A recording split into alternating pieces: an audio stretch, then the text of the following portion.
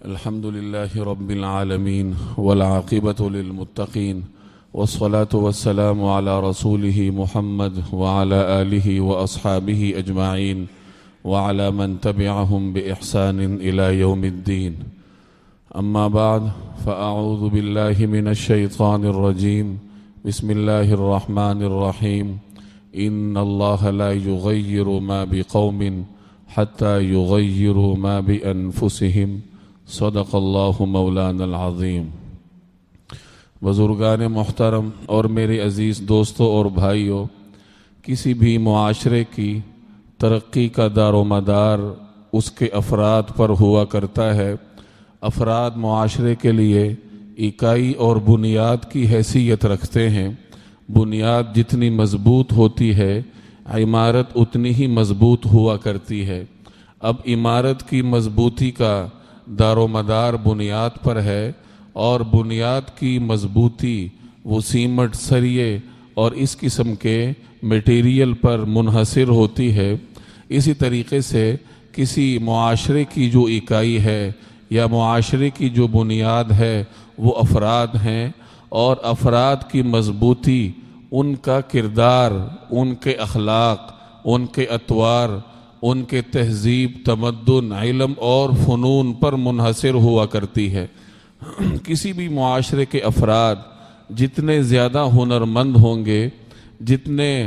زیادہ وہ عالم ہوں گے، چاہے وہ دنیاوی علوم سے آراستہ ہوں یا دینی علوم سے آراستہ ہوں، اور جتنے وہ زیادہ با اخلاق ہوں گے، با کردار ہوں گے، ایک دوسرے کے کام آنے والے ہوں گے، ایک دوسرے کے دکھ درد میں شرکت کرنے والے ہوں گے، کسی بھی معاشرے کے افراد میں جب یہ خصوصیات پائی جائیں تو پھر وہ معاشرہ ترقی کرتا ہے، کیونکہ اس کی اکائی اور بنیاد کی مضبوطی کا جو معیار ہے وہ اس معیار پر پورا اترتے ہیں. اگر کسی معاشرے میں نا انصافی ہو، فرد دوسرے فرد کا دشمن ہو، عدالت نہ ہو، نا انصافی ہو، نچلی سطح سے لے کر بالائی سطح تک انصاف کی فراہمی ممکن نہ ہو، بھائی بھائی کو انصاف دینے کے لیے تیار نہ ہو، بھائی بہن کے ساتھ انصاف کرنے کے لیے تیار نہ ہو، دوست دوست کے ساتھ منصفانہ رویہ اپنانے کے لیے تیار نہ ہو، اور بالائی سطح پر بھی یہی صورتحال ہو، اجتماعی طور پر جب کسی معاشرے میں انفرادی اور اجتماعی دونوں سطحوں پر ناانصافی کا دورہ ہو، ظلم ہو، بربریت ہو، ایک دوسرے کے حقوق کا خیال نہ رکھا جاتا ہو، تو وہ معاشرہ چونکہ اس کی اکائی کمزور ہے، اس کے افراد غیر مہذب ہیں، تو غیر مہذب اکائی یا غیر مہذب افراد پر مشتمل معاشرہ وہ ترقی نہیں کیا کرتا. قرآن کریم میں اللہ جل جلالہ کا ارشاد ہے، ان اللہ لا یغیر ما بقوم حتی یغیروا ما بانفسہم، کہ اللہ جل جلالہ کسی قوم کو اس وقت تک تبدیل نہیں کرتا جب تک اس کے افراد اپنے آپ کو تبدیل نہ کریں. یعنی جب افراد اپنے آپ کو درست سمت میں لے کے جاتے ہیں، اپنے آپ کو مہذب بنانے کی طرف لے کے جاتے ہیں، اپنے اندر اخلاق پیدا کرتے ہیں، کردار پیدا کرتے ہیں، اپنے لیے اور دوسروں کے لیے نفعمند ہوتے ہیں، جب اس طریقے سے افراد اپنے آپ کو سنوارتے ہیں تو اللہ جل جلالہ اجتماعی طور پر قوم کی حالت بھی تبدیل کرتا ہے. لیکن اگر افراد اپنے آپ کو سنوارنے کے لیے تیار نہ ہو، ہر فرد دوسرے کی طرف دیکھتا ہو کہ یہ تبدیل کیوں نہیں ہو رہا، تبدیلی وہاں سے آنی چاہیے، اور اس کے اخلاق ٹھیک نہیں ہے، اس کے کردار ٹھیک نہیں ہے، جب فرد اپنے آپ کو تبدیل کرنے کے لیے تیار نہ ہو تو اللہ جل جلالہ کی یہ سنت ہے کہ وہ پھر معاشرتی سطح پر اس معاشرے کو تبدیل نہیں فرماتے. نبی کریم صلی اللہ علیہ وسلم کی بعثت جس ماحول میں ہوئی تھی، یہ ایک ایسا ماحول تھا جب ایک شخص دوسرے شخص کا دشمن تھا، قبائلی عصبیتیں تھیں، اختلافات تھے، اور عربوں کے ان اختلافات کا یہ نتیجہ تھا کہ عرب اپنے لیے کوئی آزاد مملکت قائم کرنے میں ناکام تھے. اس زمانے میں جب چاروں طرف بڑی بڑی سلطنتیں تھیں، ان سلطنتوں کے درمیان یہ جزیرہ عرب کا یہ علاقہ، یہ دنیا کا وہ واحد خطہ تھا جہاں کوئی مرکزی حکومت نہیں تھی، کوئی مرکزی قانون نہیں تھا، کوئی مرکزی قانون ساز ادارہ نہیں تھا، ہر شخص کا اپنا قانون تھا، ہر قبیلے والے کی اپنی مرضی چلتی تھی، اور ہر قبیلے والا دوسرے قبیلے کا راستہ روکنے کا مجاز تھا۔ جتنی کسی کی طاقت ہے اتنی اس کی مانی جاتی تھی۔ چونکہ اختلافات عام تھے، افراد ذاتی طور پر، انفرادی طور پر درست نہیں تھے، مہذب نہیں تھے، اس کا نتیجہ یہ تھا کہ معاشرتی طور پر، مملکتی طور پر اللہ جل جلالہ نے ان کو ایک معاشرے کے حصول میں، ایک مملکت کے حصول میں ناکام کر رکھا تھا۔ سرکار دو عالم صلی اللہ علیہ وسلم کی بعثت جب ایک ایسے ماحول میں ہوئی کہ جب کوئی مرکزی حکومت نہیں ہے، لا قانونیت ہے، ایک قبیلہ دوسرے قبیلے کا دشمن ہے، سال ہا سال تک دو قبائل کے درمیان جنگیں چلتی تھیں، کسی معمولی بات پر لڑائی کی آگ بھڑکتی، وہ دو افراد سے دو خاندانوں میں منتقل ہوتی، دو خاندانوں سے دو قبائل میں منتقل ہوتی، اور پھر وہ دونوں قبیلے اپنے اتحادیوں کو ساتھ ملا کر باہمی دست و گریباں ہوتے، لڑائیاں ہوتی، 40 سال تک بھی عربوں کی لڑائیاں چلی ہیں۔ ایسے ماحول میں جب نبی کریم صلی اللہ علیہ وسلم تشریف لائے اور دین اسلام کو آپ نے نافذ کرنا تھا، اب اسلام چونکہ ایک معاشرے کا متقاضی ہے، ایک معاشرتی مذہب ہے، اور معاشرے کا قیام اسلام کی بنیادی ضرورت ہے، اور معاشرے کے قیام کے لیے افراد کی کردار سازی ضروری ہے، تو سرکار دو عالم صلی اللہ علیہ وسلم نے مدینہ منورہ میں ایک معاشرے، ایک ریاست کے قیام کے لیے سب سے پہلے افراد کی کردار سازی فرمائی، تاکہ فرد سے تبدیلی شروع ہو، نچلی سطح سے تبدیلی کا آغاز ہو، تو اوپر تک اس تبدیلی کا استمرار آسانی سے ہوتا ہے، اور بآسانی ایک فلاحی معاشرہ قائم ہوتا ہے۔ چنانچہ حضرت عبداللہ بن سلام رضی اللہ تعالی عنہ کی معروف روایت ہے، آپ بارہا سن چکے، کہ میں جب نبی کریم صلی اللہ علیہ وسلم کی خدمت میں حاضر ہوا تو آپ اسی وقت ہجرت فرما کے تشریف لائے تھے، اور غالباً قباء کی بستی میں آپ صلی اللہ علیہ وسلم کا قیام تھا۔ اب یہ اولین ملاقات ہے عبداللہ بن سلام کی نبی کریم صلی اللہ علیہ وسلم کے ساتھ، تو فرماتے ہیں کہ میں نے سب سے پہلے سرکار دو عالم صلی اللہ علیہ وسلم کی زبان اقدس سے جو جملے سنے وہ یہ تھے، ایھا الناس افشوا السلام، کہ اے لوگو سلام کو عام کرو، وصلوا الارحام، اور صلہ رحمی کرو، ایک دوسرے کے حقوق کا خیال کرو، وصلوا باللیل والناس نیام، اور اپنے رب سے اپنا تعلق جوڑنے کے لیے رات کے اندھیرے میں اللہ جل جلالہ کے بارگاہ میں سجدریز ہوا کرو۔ تو یہ وہ پہلے کلمات تھے جو اس صحابی نے نبی کریم صلی اللہ علیہ وسلم کی زبان اقدس سے ملاحظہ فرمائے، گویا کہ نبی کریم صلی اللہ علیہ وسلم نے بالکل آغاز میں، اسلامی معاشرے کے آغاز میں اور اسلامی ریاست کی ابتدا میں جو سب سے پہلا قدم اٹھایا، جو آپ کا سب سے پہلا اقدام تھا، وہ افراد سازی پر توجہ تھی، کہ افراد کو ایسے اخلاق سے متصف کیا جائے اور افراد کا کردار ایسا ہو کہ ایک باکردار اور مہذب افراد پر مشتمل ایک معاشرہ تشکیل پائے۔ عصبیتیں تھیں عربوں میں، اختلافات تھے، ان عصبیتوں کو ختم کرنے کے لیے سرکار دو عالم صلی اللہ علیہ وسلم نے بڑے سخت احکامات ارشاد فرمائے۔ چنانچہ آپ کا فرمان ہے کہ لیس منا من مات علی عصبیہ،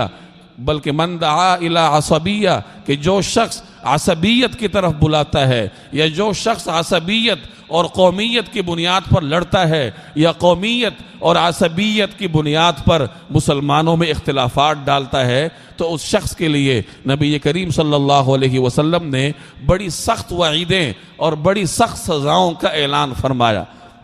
اور انہی احکامات اور انہی ہدایات کا نتیجہ تھا کہ صحابہ کرام کے اندر سے قبائلی عصبیتیں ختم ہو کے رہ گئیں۔ کسی اکا دکا کسی مقام پر بشری تقاضوں کے تحت یہ عصبیت اٹھی، لیکن نبی کریم صلی اللہ علیہ وسلم نے فوری طور پر اس عصبیت کو ختم فرمایا۔ مثال کے طور پہ غزوہ بن المستلق کے زمانے میں جب نبی کریم صلی اللہ علیہ وسلم اس غزوے کے لیے سفر میں مصروف تھے، حالت سفر میں تھے، اب سفر کے دوران صحابہ کرام تھکے ہوئے تھے، بھوک پیاس کا شکار تھے، اب ایک جگہ پڑاؤ ڈالا تو صحابہ کرام پانی بھرنے کے لیے ایک کنویں پہ تشریف لے گئے۔ اب لائن بنائی ہوئی تھی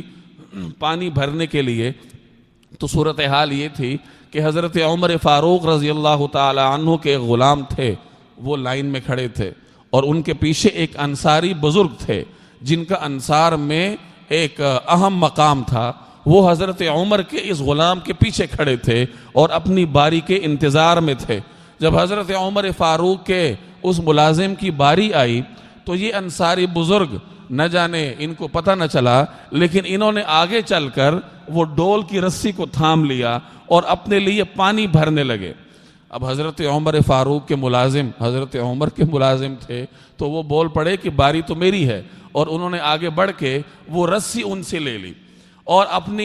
اپنے دفاع کے لیے یا رسی لینے کے لیے انہوں نے اپنی کوہنی کا استعمال کیا اور کوہنی کے ذریعے اس انصاری بزرگ کو یوں پیچھے ہٹایا۔ اب وہ انصاری بزرگ اس رد عمل کے لیے تیار نہ تھے تو وہ کوہنی لگنے کے نتیجے میں زمین پر گر گئے۔ اب یہ صورتحال دیکھ کر وہاں انصار کے کچھ نوجوان تھے، جب انہوں نے دیکھا کہ ہمارے بزرگ کے ساتھ، ہمارے ایک سردار کے ساتھ اس طریقے کا معاملہ ہوا ہے، تو چونکہ بھوک اور پیاس کا عالم تھا اور سفر کی تکان الگ سی تھی، اور ایسے موقع پہ انسانی فطرت ہے کہ انسان کے اندر چڑچڑا پن پیدا ہو جاتا ہے، اسے غصہ جلدی آتا ہے، معمولی سی بات پہ اسے غصہ آ جاتا ہے۔ تو ان انصار کو کچھ غصہ آیا۔ تھوڑی ہی دور عبداللہ بن ابی رئیس المنافقین کھڑا تھا۔ جب اس نے یہ منظر دیکھا تو اس کے تو یہ دلی خواہش تھی، یہ قلبی رجحان تھا، اس کا ایک آرزو اور تمنا تھی کہ کسی طریقے سے مسلمانوں کے درمیان لڑائی ہو، انتشار ہو، فساد ہو۔ تو اس نے انصار کو مخاطب کر کے کہا کہ تم ان کو اور کھلاؤ پلاؤ، تم نے ان کی نصرت کی، یہ مکہ سے ہجرت کر کے آئے تھے اور تم نے ان کو جگہ دی، اب نتیجہ یہ ہے کہ گویا کہ ان کا غلام تمہارے بزرگ کو گرانے پر آمادہ ہے۔ اس قسم کے جملے اس نے کہے جس سے عصبیت کی وبا اٹھنے کے لیے گویا کہ بیتاب تھی۔ اب یہ صورتحال دیکھ کر انصار نے آواز لگائی، یا معشر الانصار، کہ اے انصار کے گروہ۔ قریب میں مہاجرین بھی تھے۔ جب ان مہاجرین نے دیکھا کہ حضرت عمر کا ملازم ہے اور چونکہ غلام کو کم نظر سے دیکھا جاتا ہے، تو ہمارے قبیلے سے، ہماری قوم سے تعلق رکھنے والے ایک کمزور فرد کے ساتھ یہ سلوک کیا جا رہا، تو انہوں نے بھی آواز لگائی، یا معشر المہاجرین۔ تو جب یہ صورتحال پیدا ہوئی اور نبی کریم صلی اللہ علیہ وسلم کو اس کی خبر ہوئی، تو آپ صلی اللہ علیہ وسلم نے فرمایا، ما بال دعوی الجاہلیہ، کہ یہ کیا جاہلیت کے نعرے ہیں، دعوہا فإنہا منتنہ، ان کو چھوڑ دو کیونکہ یہ بدبودار ہیں۔ یعنی قومیت پر دلالت کرنے والے نعرے اور ایسے نعرے لگانا اور ایسے قومیت کی آوازیں لگانا جس کی وجہ سے مسلمان معاشرے کے درمیان تفریق ہو، ایک مسلمان دوسرے مسلمان کے مقابلے میں آنے کے لیے تیار ہو، ایسے ناموں کو اور ایسے نعروں کو رسول اللہ صلی اللہ علیہ وسلم نے بدبودار قرار دے کر مسلمانوں کو ان کے ترک اور چھوڑنے کا حکم فرمایا۔ ایک اور موقع پر بھی اسی طرح کی صورتحال پیدا ہوئی کہ اوس اور خزرج، یہ دونوں قبائل مدینہ منورہ کے پرانے قبائل تھے،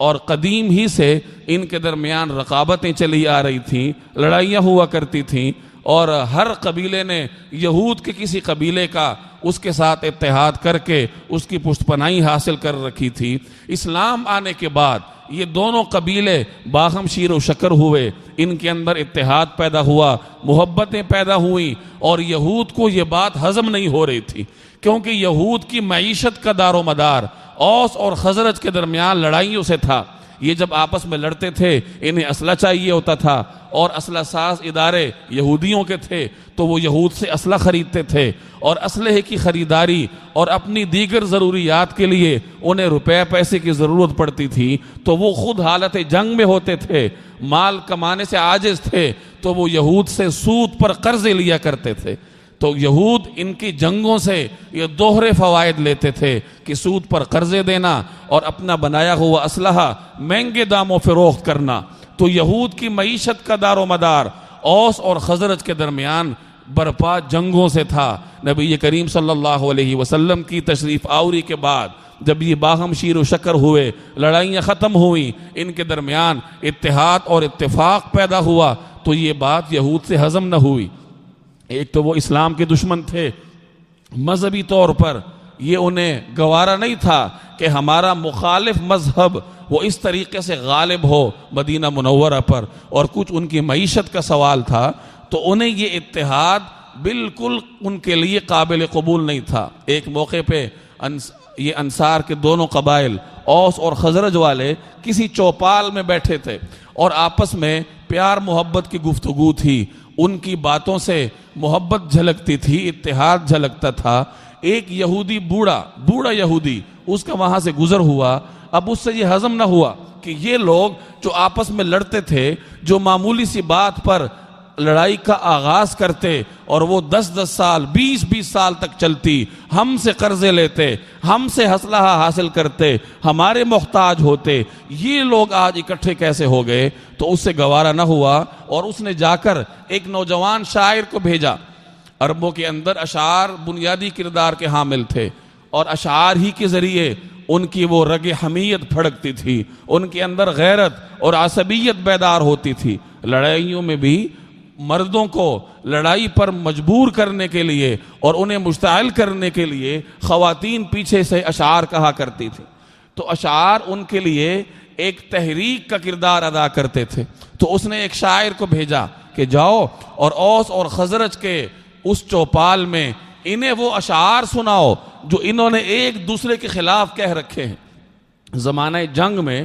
اوس والے خزرج والوں کے خلاف اشعار کہتے تھے اور اپنے مقتولین کے نوحے لکھتے تھے، خزرج والے اسی طریقے سے اپنے مقتولین کے نوحے لکھنے کے ساتھ ساتھ اپنی قوم کو اوس کے خلاف بھڑکانے کے لیے اشعار کہتے تھے جو بچے کی زبان پہ ہوتے تھے، اور انہی اشعار کے نتیجے میں ان کے اندر قبائلی غیرت اور حمیت بیدار ہوتی تھی جو اسے دوسرے قبیلے سے برسر پیکار رکھنے میں ایک اہم کردار ادا کرتی تھی۔ تو اس شاعر نے آ کر انہیں وہ اشعار سنائے جو ایک نے دوسرے کے خلاف اور دوسرے نے پہلے کے خلاف کہہ رکھے تھے۔ اشعار سننے کے نتیجے میں فطرتی طور پر ان میں قبائلی حمیت بیدار ہوئی، انہیں اپنے وہ مقتولین یاد آئے، اور خزرج والوں کو جو اوس والوں نے مارے تھے، اور اسی طریقے سے اوس والوں کو بھی اپنے وہ مقتولین یاد آئے ہوں گے جو خزرج والوں نے مارے تھے۔ اب قبائلی حمیت کا بھڑکنا تھا کہ دونوں ایک مرتبہ پھر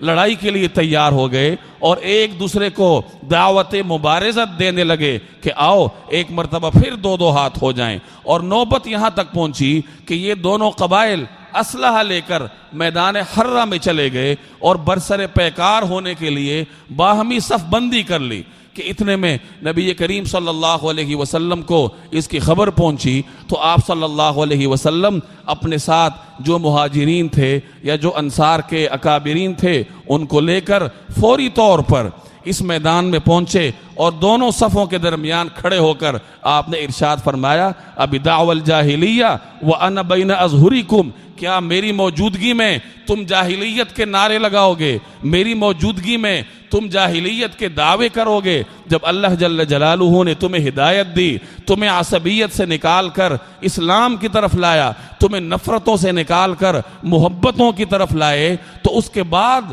ان نعروں کا کیا مقصد؟ تو حضور صلی اللہ علیہ وسلم کے یہ مبارک جملے سن کر اوس اور خزرج والوں کی آنکھیں کھلیں اور انہیں یہ احساس ہوا کہ یہ شیطان نے ہمیں ورغلایا تھا، اور فوری طور پہ ہتھیار چھوڑ کے ایک دوسرے کے گلے لگ کے روئے اور اللہ جل جلالہ کی بارگاہ میں توبہ طائب ہوئے۔ تو یہ دو واقعات بطور مثال کے میں نے عرض کیے کہ عربوں کے اندر کس طریقے سے عصبیت تھی، قبائلی حمیت اور غیرت تھی، اور سرکار دو عالم صلی اللہ علیہ وسلم نے اس کو ختم فرمایا، اور ایسے ختم فرمایا کہ وہ حضور صلی اللہ علیہ وسلم کے دور میں یا بعد میں خلفائے راشدین کے دور میں یا ایک طویل عرصے تک وہ عصبیت بالکل دب کر رہ گئی، اور مقصد یہ تھا کہ لوگوں کے درمیان نفرتیں ختم ہو۔ اب عصبیت اور قبائلی حمیت، عصبیت چاہے قبیلے کی بنیاد پر ہو، چاہے رنگ اور نسل کی بنیاد پر ہو، علاقے اور قوم کی بنیاد پر ہو، یا چاہے وہ مسلک اور مذہب کی بنیاد پر ہو، عصبیت کوئی بھی ہو اسلام کی نظر میں قابل قبول نہیں ہے۔ اس زمانے میں عربوں کے ہاں قبائلی نفرتیں تھیں، اور آج میرے اور آپ کے ہاں قبائلی نفرتوں کے ساتھ ساتھ مسلکی بنیادوں پر بھی، مذہبی بنیادوں پر بھی نفرتیں عروج پا رہی ہیں۔ جس طریقے سے یہود مدینہ منورہ میں رہنے والے اہل کتاب تھے، تو یہ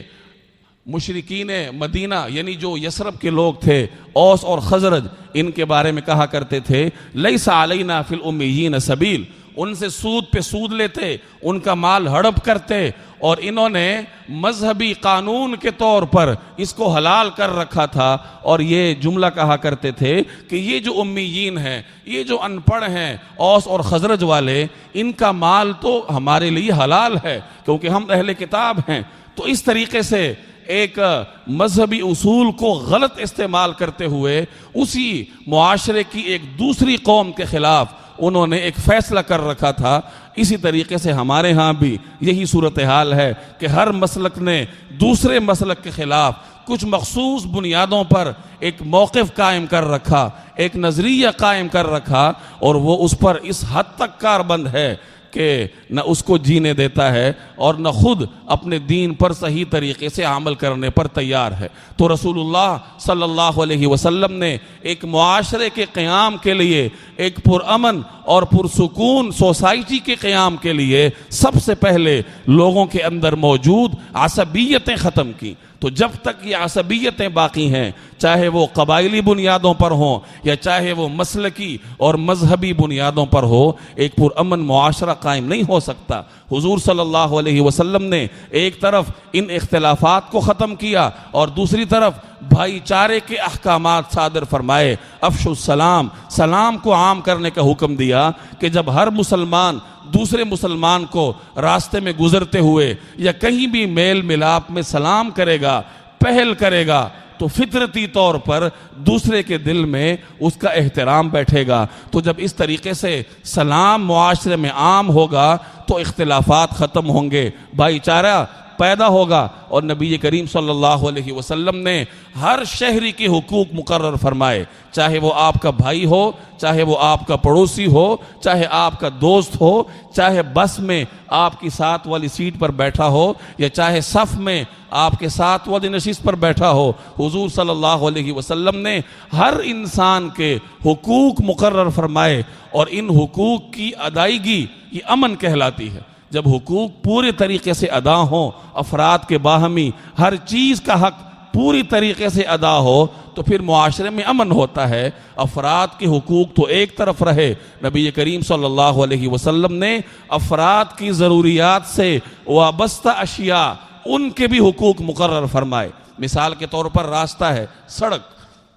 اب یہ افراد کی اہم ضرورت اس سے وابستہ ہے کہ آپ راستے کے ذریعے نقل و حرکت کرتے ہیں، سڑک کے ذریعے ایک جگہ سے دوسری جگہ جاتے ہیں، اور راستہ بند کرنے یا سڑک کو تنگ کرنے کا نتیجہ بعض اوقات بڑا خوفناک نکلتا ہے کہ مریض ہے وہ ہسپتال پہنچنے سے رہ گیا، مسافر ہے وہ ایئرپورٹ پہنچنے سے رہ گیا۔ تو چونکہ راستہ وہ افراد کی اہم ضرورت اس سے وابستہ ہے، تو رسول اللہ صلی اللہ علیہ وسلم نے اس کے بھی حقوق مقرر فرمائے۔ ایک روایت میں آتا ہے کہ مدینہ منورہ میں چونکہ گھر تنگ تھے اس زمانے میں، اور مہمانوں کو بٹھانے کے لیے الگ جگہ نہیں ہوتی تھی، تو صحابہ کرام کی یہ عادت تھی کہ وہ راستے ہی میں کھڑے ہو کر گپ شپ لگا لیا کرتے تھے۔ تو نبی کریم صلی اللہ علیہ وسلم نے حکم جاری فرمایا کہ ایاکم والجلوس فی الطرقات، کہ راستے میں بیٹھنے سے پرہیز کرو۔ تو صحابہ کرام نے عرض کیا کہ یا رسول اللہ، راستے میں بیٹھنا ہماری مجبوری ہے، نتحدث فیہا، ہم تو یہاں گفتگو کرتے ہیں، ملنے ملانے والوں سے گپ شپ لگاتے ہیں۔ تو رسول اللہ صلی اللہ علیہ وسلم نے ان کے اس عذر کے پیش نظر ارشاد فرمایا کہ اگر تم لوگوں نے راستے میں بیٹھنا ہی ہے یا کھڑے ہونا ہی ہے تو راستے کا حق ادا کرو، تو صحابہ کرام نے پوچھا کہ یا رسول اللہ راستے کا حق کیا ہے؟ تو آپ نے فرمایا کہ غض البصر، کہ اپنی نگاہیں جھکا کے رکھنا، وکف الاذی، اور دوسرے کو بالخصوص گزرنے والے کو تکلیف سے محفوظ رکھنا، سلام کا جواب دینا، اچھائی کا حکم کرنا اور برائی سے روکنا، یہ راستے کے حقوق ہیں۔ اور ان حقوق کی ادائیگی کے ساتھ اگر راستے کا استعمال کر سکتے ہو تو کرو، ورنہ راستہ استعمال کرنے کی کسی صورت میں اجازت نہیں ہے۔ اس سے بھی سخت ایک روایت ہے سنن ترمذی کی کہ صحابہ کرام نبی کریم صلی اللہ علیہ وسلم کے ساتھ کسی غزوے سے غالباً واپس آ رہے تھے، اب راستے میں پڑاؤ ڈالا، اب پڑاؤ ڈالنے کے لیے خیمے لگانے پڑتے ہیں، تو صحابہ کرام نے اپنے آرام کے لیے، اپنے آرام کے بندوبست کے لیے خیمے لگائے۔ اب کچھ صحابہ نے لا علمی کی وجہ سے خیمے اتنے قریب لگائے کہ راستہ تنگ پڑ گیا۔ جب رسول اللہ صلی اللہ علیہ وسلم کو اس کی خبر پہنچی تو آپ علیہ الصلوات والتسلیمات نے اپنا ایک نمائندہ بھیجا، جس نے لوگوں میں اور صحابہ کرام کے مجمع میں یہ اعلان کیا کہ جس شخص کی وجہ سے راستہ تنگ پڑا ہے تو اس کا جہاد قابل قبول نہیں ہے۔ جہاد کتنا بڑا عمل ہے، کتنی مشکل عبادت ہے، اور وہ بھی وقت کے پیغمبر نبی کریم صلی اللہ علیہ وسلم کی نگرانی میں ہو تو کتنا افضل عمل ہوگا۔ لیکن راستہ تنگ کرنے کی وجہ سے، ایک مسلمان کو تکلیف دینے کی وجہ سے نبی کریم صلی اللہ علیہ وسلم نے ان کا جہاد ہی کالعدم قرار دیا۔ اب ان دو روایات کو سامنے رکھ کر اندازہ لگائیں کہ شریعت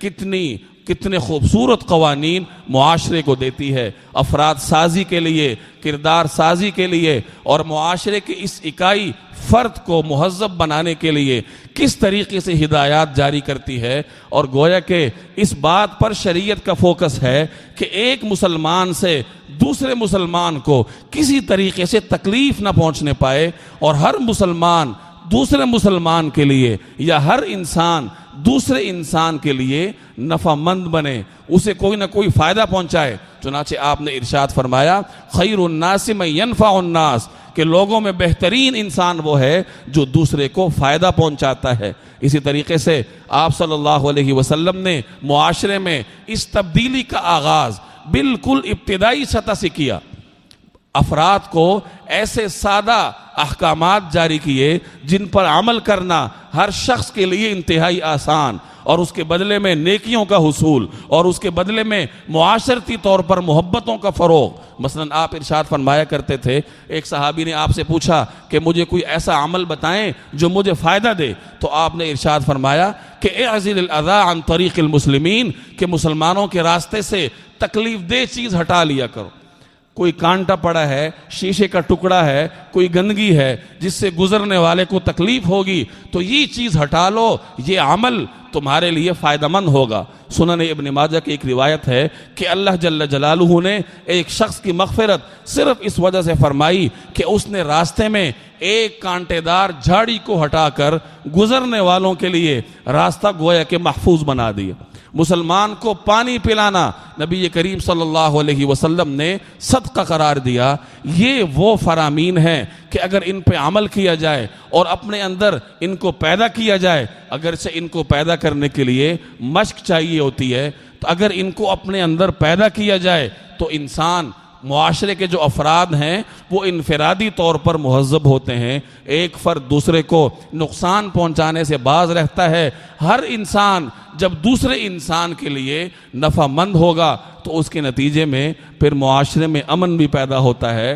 سکون بھی پیدا ہوتا ہے، اور وہ معاشرہ ترقی کرتا ہے۔ اللہ جل جلالہ مجھے اور آپ کو یہ احکامات اپنانے کی توفیق عطا فرمائے۔ وما علینا الا البلاغ المبین۔